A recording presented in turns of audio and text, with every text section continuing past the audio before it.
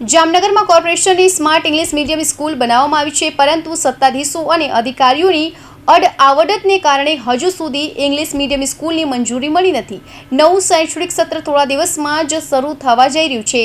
જો કે હજુ સુધી વિદ્યાર્થીઓની એડમિશન પ્રક્રિયા પણ હાથ ધરવામાં આવી નથી, તો શિક્ષકોની ભરતી પણ કરાવવામાં આવી હતી. તેમજ સ્માર્ટ સ્કૂલ માટે ખરીદેલો સામાન ધૂળ ખાઈ રહ્યો છે.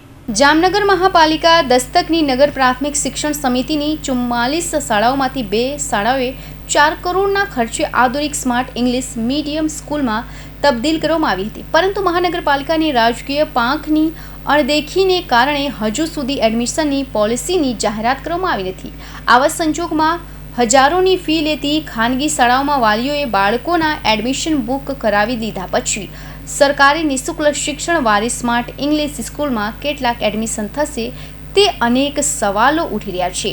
આ અંગે નગર પ્રાથમિક શિક્ષણ સમિતિના સભ્ય આનંદ ગોહિલે કહ્યું છે કે જામનગર મહાનગરપાલિકા સંચાલિત નગર પ્રાથમિક શિક્ષણ સમિતિએ ઠરાવ કરીને 2 શાળાને સ્માર્ટ ઇંગ્લિશ મીડિયમમાં સ્કૂલો ચાલુ કરી છે.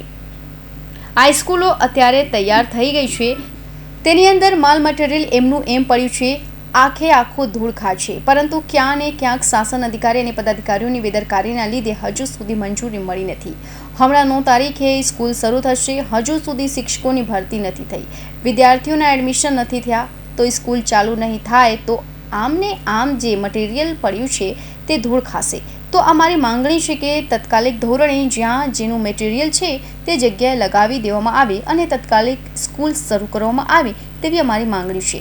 તેની અંદર 2 જગ્યાએ અંગગન સ્માર્ટ ઇંગ્લિશ મીડિયમની સ્કૂલ છે એ ચાલુ કરી. અત્યારે જે સ્કૂલ છે એ અંગગન તૈયાર થઈ ગઈ છે. એની અંદર જે માલ મટીરિયલ છે એ એમને એમ પડેલ છે, આખો ધૂળ ખાય છે, પરંતુ ક્યાંક ને ક્યાંક અને પદાધિકારીઓની બેદરકારીના હિસાબે હજી સુધી મંજૂરી મળી નથી.